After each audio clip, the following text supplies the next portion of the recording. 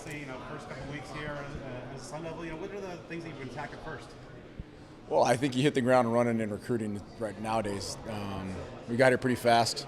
That cycle gets on you pretty quick nowadays. And so we hit the ground running when I got here right before Christmas break, and we were right to start attacking recruiting right away. Added some really good guys.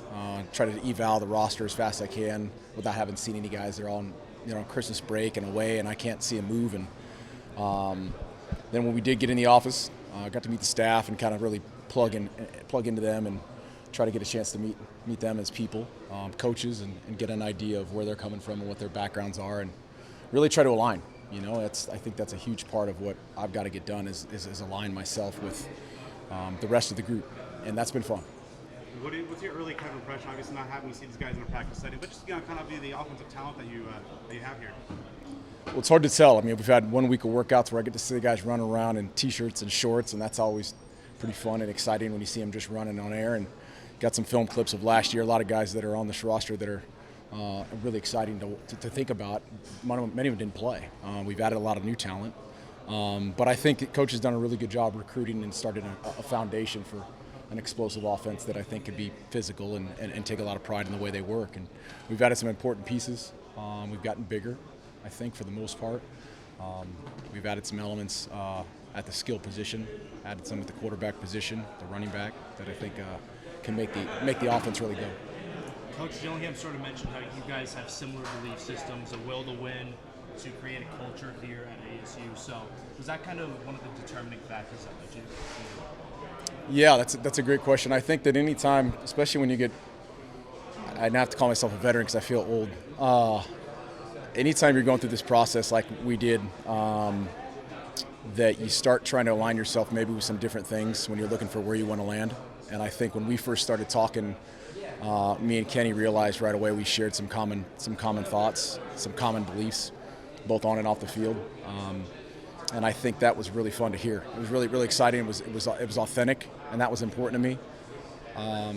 It was encouraging and engaging in regards to how he saw the program. He's from here. He's got a passion about it. That was important. And then we started talking about football, and we aligned in a lot of similar places in regards to that. That piece of it's sometimes pretty simple because that's what we do. But that was good for us to be aligned that way in a lot of common ways. Coach Arroyo, both you and Kenny are OCs at Oregon at different times. How much interaction have you guys had prior to this point? Yeah, good question, Blake. We'd cross paths. This is a small circle and small business. We all sometimes know each other or, crossbreed in regards to who we've coached or where we've been at. Me and Kenny had a crossover here at Oregon not too long ago. There was a lot of guys that was there for quite a while. A lot of guys in the roster and in that town and in that facility and sports athletic department that we knew. I knew a little bit about him. He knew about me. And so I think it was inherent to have probably a casual conversation in regards to kind of what either of us did and the effect we had on those people. So it was good. Sorry, how would you describe your coaching style, and what should we expect from you out there? Yeah, I mean, pretty aggressive, optimistic, pretty tough, detailed. I love to coach. I love to be on the field. There's nothing like it. But I think the ability to connect with the guys, be able to teach, is probably the thing that I take the most pride in when we're out there. And you said that you're a QB guy. Just where does that stem from? Yeah, I mean, obviously having played the positions, probably where you get the most background from that. But growing up, all the way back, I was always the pitcher, the shortstop, or the point guard, the quarterback, and I think that probably lent to the fact that you kind of then went into the quarterback room and you can throw. And grew up in the West Coast, up in Rockland, California, as a kid, so I got a chance to be around Bill Walsh and those guys up at training camp for the Niners. And inherently, when you're around that tree, you kind of get sucked into the quarterback training and all the gurus that came out of that tree. So that's pretty fun to keep close to the heart. Of course, in the spring, the big storyline is going to be the quarterback battle and some guys going for the jobs. Over your course of career, what have you kind of found is like the best way to kind of administer quarterback competition and give those guys a chance to win that job? Yeah, I mean that's the key to all of it. Watching it right now, you watch it at the highest level and finding the guys that can really compete and let the cream rise to the top. I think more than anything, you just got to be honest with the position. You've got to create clarity. I think that's the piece that I find most advantageous when you get into a room, any room really, is just eliminating the gray.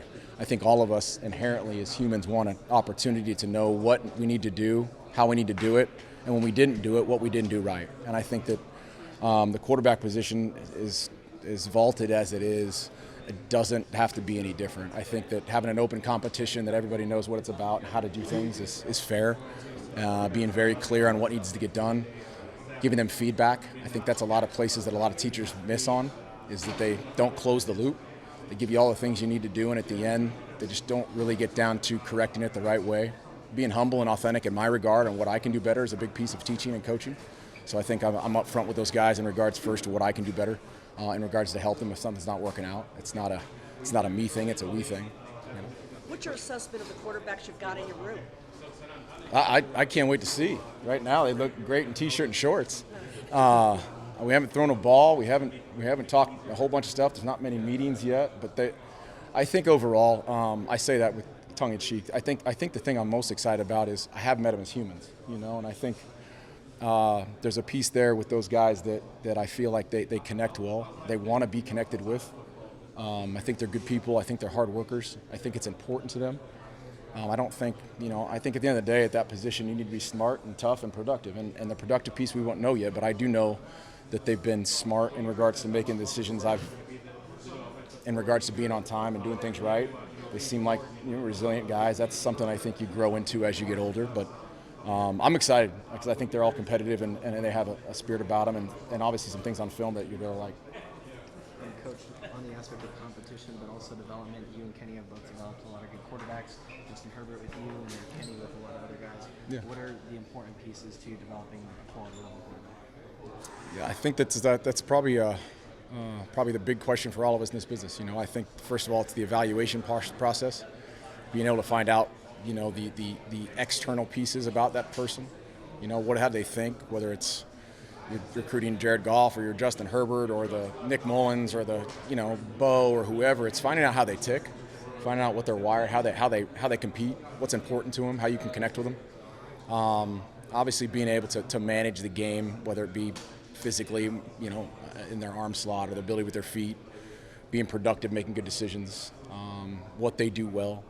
That's a big piece of really our job, is finding out how we can hang our hat on their strengths. And I think we'll put these guys in position offensively to where we're gonna challenge them and find out how we can press the ball down the field, how we can be explosive, how they can make good decisions, how they can control and manage the offense. I give them all of it and let them ride, and then pull back later. That's kind of the philosophy I have. Really is run free. So it'd be fun.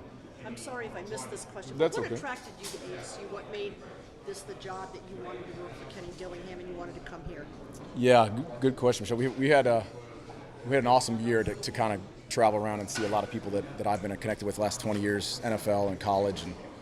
And when the conversation started back up with a few people and both levels, all levels across the country, I just had to make sure that we were making the decision based on the people, the place, and then obviously the ability of the place to be really successful. And I think that when me and Kenny started talking, as we were talking to other people, we kind of hit it off in regards to how we saw things, how we treat people first, how he was going to run the business, how he's going to treat the organization, how his coaches were.